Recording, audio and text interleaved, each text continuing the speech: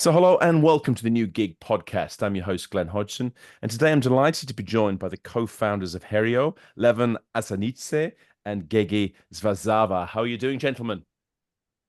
Wonderful, wonderful. Glad to be here. Thank you so much. And we are pumped and ready. Excellent. Great, great. Cheers from Tbilisi. Very good. Now, gentlemen, let's start things off just to hear a little bit about yourselves and your background, but also how you came across the idea of Herio, and also say a little bit about the issues and problems that you're solving with this company. Sure, great. Gegi, maybe I'll start and then you can continue and help me as Yeah, well. sure. Herio is an on-demand jobs platform, an app where we are helping businesses to find stuff whenever they require. And on the other side, we are helping youth, like mostly people under 30, to find short-term jobs and make quick money, test different professions, and just grow professionally and grow their brand. So this is the idea. By the way, we just launched the app yesterday. It's on the App Store, and whoever sees our episode can go there and download it. Even though now we are only in Georgia, still it's there. So this is the idea, and so how we came up with this, right? So first of all, me and Gegi have been studying together in Warsaw, and there we were just kind of on our first year, especially, like even though the parents were sending us the money, like you always want more because you want to have fun, do something, whatever, right? Yeah.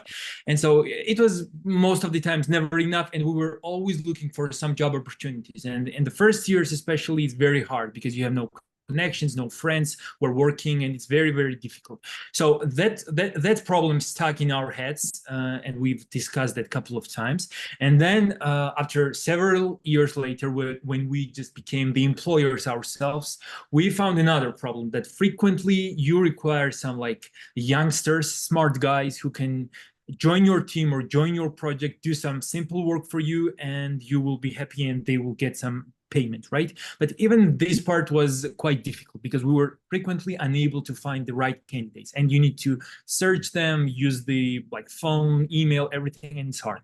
So we kind of combined these two problems and decided to create some kind of solution. Speaking of That's Herio. combination, I would like to add that we have both different backgrounds.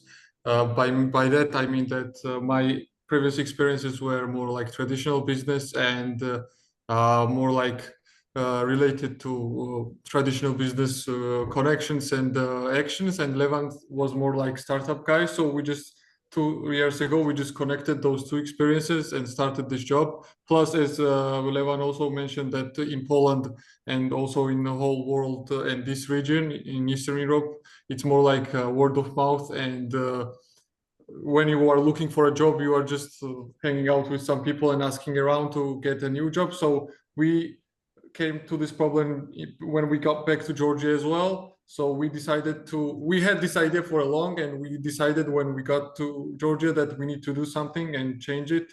And that's why we're doing it. And I think we're gonna push this and make Georgia also a flexible way of working for youngsters. Excellent. And how is the marketplace at the moment in Georgia in terms of the readiness for such a platform like Herio to connect sort of jobs with talent and short-term gigs in that instance? How is the market ready for that? Is there more of a realization that this is something that is here and now and something that can be utilized? I think the market itself regarding the flexible work is way better than it was 5, 10 years ago because of the initial entrance into the market of Glovo, initial market entrance of Volt and other, how to say, gig platforms for the drivers. And I think the overall, how to say, idea of flexible work was pitched by them. And I think it's gonna get more and more popular through the different directions. So I think it's great time for us to tackle this market, and it's getting more and more and more, how to say, popular in the youngsters as well. I would say so. If Levan, if you want to add a couple of words. Yeah, I'm going to add a couple of words. And at the same time, we see a couple of interesting dynamics on the market.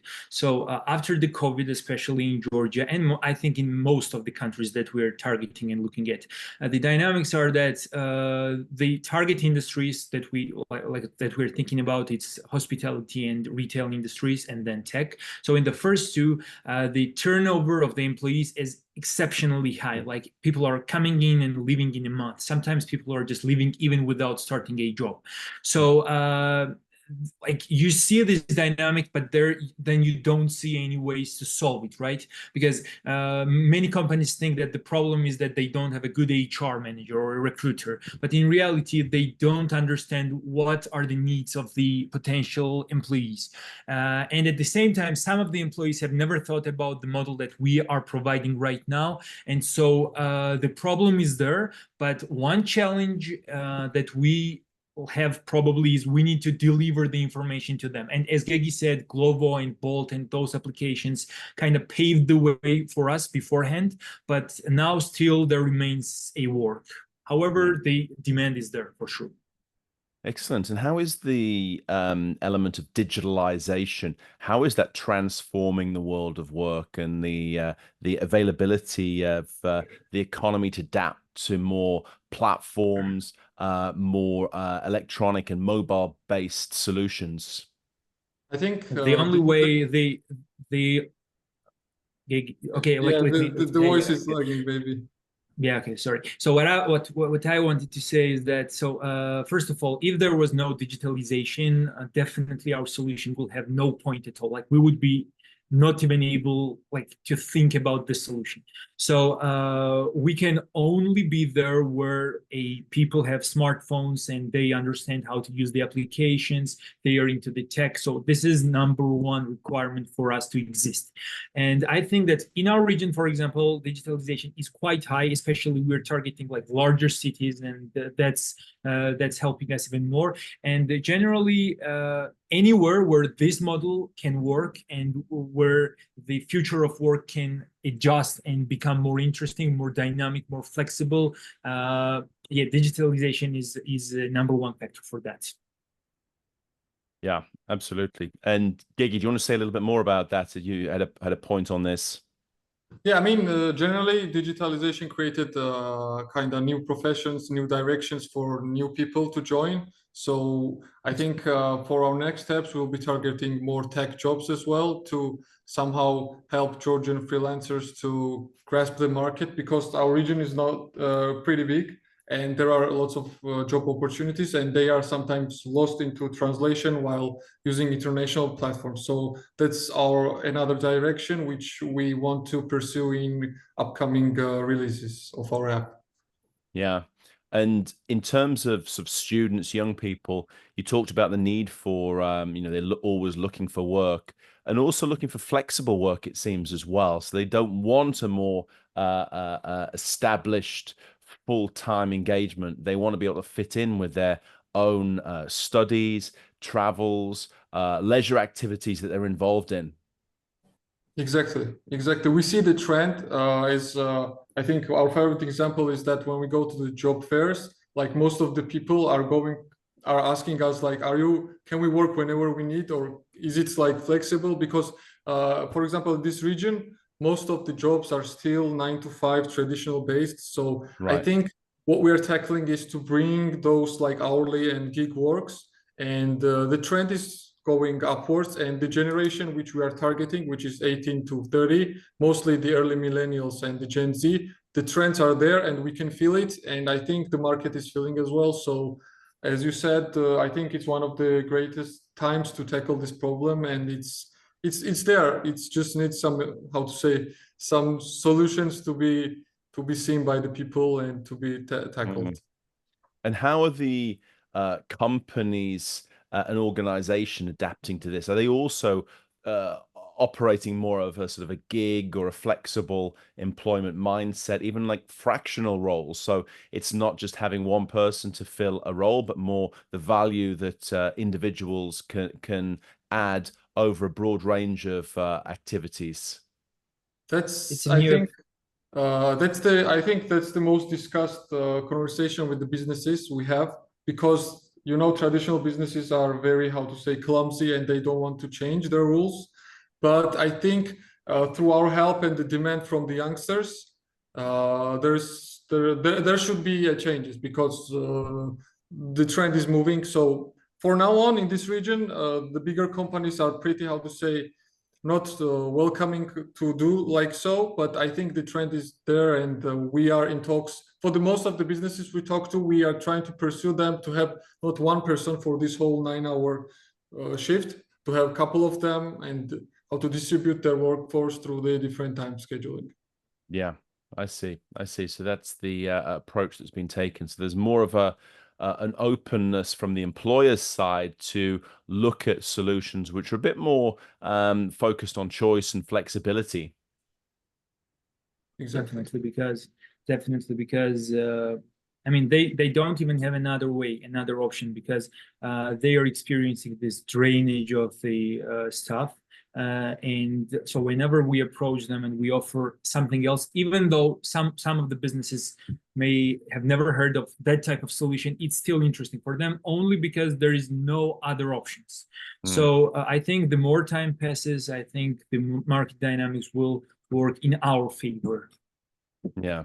So that this will be also offering more opportunities for individuals, at the same time for companies to be able to put in place more efficiency gains, have the flexibility and the ability to really meet their needs when they need labor, when they need talent, as opposed to having people sort of around in a traditional way, which maybe doesn't sort of meet the needs of the organization in 2024, as we're discussing today. Yeah, well, and actually, that's an interesting point you said. So many of the companies have never thought that they can have stuff only when they require. For example, during the lunch times, right? Some restaurants require more. So that's one of our interesting value propositions that we offer. We're telling them that, guys, you can book the shifts for every day, even for every day, let's say from 12 p.m. to 3 p.m. when you have a lot of people, and only in those time slots somebody will gonna come. They will know something about your company and will help you only in that time, and all the rest you won't need that. And why is that important? First of all, as you said, it decreases their expenses, and at the same time it's helping their key staff. And one more additional thing is that, so if the companies are using our solution, they don't have to pay for the vacation, for different types of leaves and things like that. So the benefits we provide are quite significant. However, yeah, because it's still an early thing for them, yeah, that's why we still need to push them, let's say. I see. So it's an education process as much as anything else for the companies to let them realize what can actually be achieved and what's out there for them to be able to benefit from. 100%. Yeah. Exactly. And also, I would like to add that the employee, how to say, knowledge in Georgia and in this region is getting, how to say, more motivational, and they are, how to say, they are more demanding. They used to be for 10, 15 years ago, it was just to have a job, but now it's to have a job, to have a flexible schedule and be on their terms. So we see even through the cases we had, one of the biggest companies had an issue. They just they are in the process of dissolving it. They lost 7,000 employees because they were not treating them as well as they should have been. So, for example, 10 years ago, it would not be even imaginable from the employees to have that much of tone of voice. So I think this also adds up to our, how to say, our advantage. I would say it's not a good advantage because some people are unemployed, but in the end, I would say it's better for the workforce itself to have some kind of freedom and flexibility in their schedules. Absolutely. And how are you finding the situation from a regulatory and a policy perspective? Is that something that's helping you, or at least not creating any barriers? And how are the sort of the politicians and decision makers approaching the future of the work? Are they on board in terms of this shift, or do they also need educating about what's happening? That part is always very hard. The politicians are the last ones to adopt the change, so we're still not there. However, a lot of people, let's say even in Georgia, are talking that we need to somehow regulate or deregulate some taxes and benefits for the youth, right? Because when you're a student and you're paying the same like 20-25% as established workers, that's not that smart, right? And I think European experience can be useful, but at the same time, for example, actually I'd like to say one more thing, that so this business is very case specific and country specific. So whenever we'll go and we will expand, we'll have to deal with the local regulations and local changes, especially if we're not talking about the tech sector, tech like remote jobs. So that's an issue for us in some ways. However, I think it's possible to solve. But in Georgia's case, for example, it's that's how the gig work works, let's say in Georgia. Most of the gig workers have the ability to register, get the special taxation treatment, and using that, they have the ability to pay just 1% of the tax instead of the some 20 or 25%.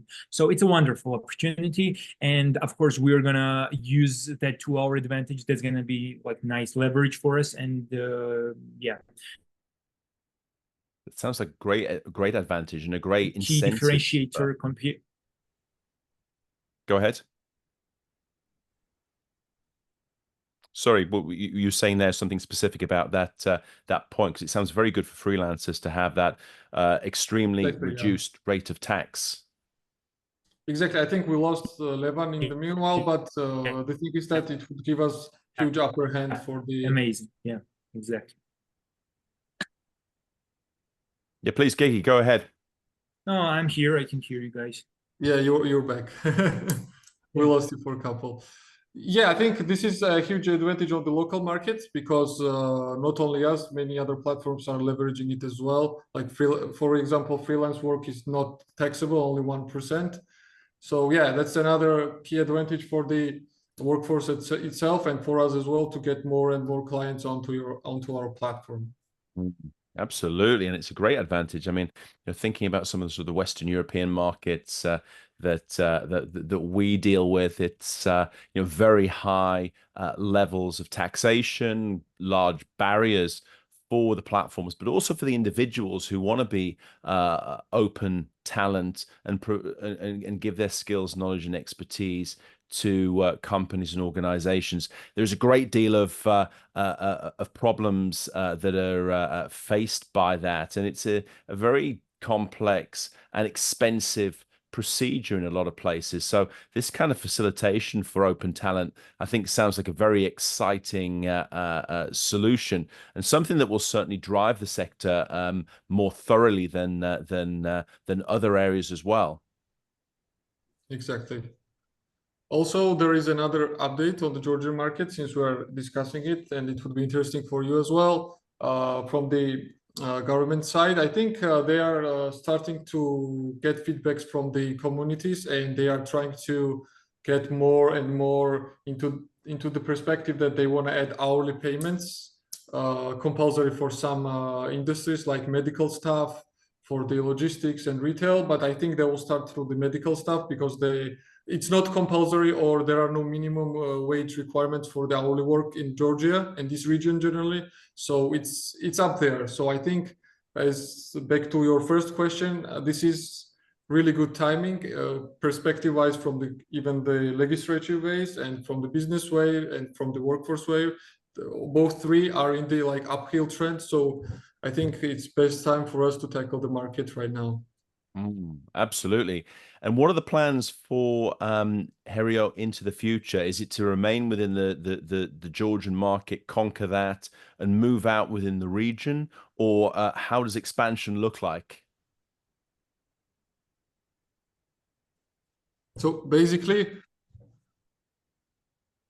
so Gegi, you want to say it, or no, your voice is lagging sometimes, and oh, that's strange, because I can hear you well. So what I was saying is, first of all, like Georgia and the larger cities, right? We won't be targeting the smaller locations in the beginning.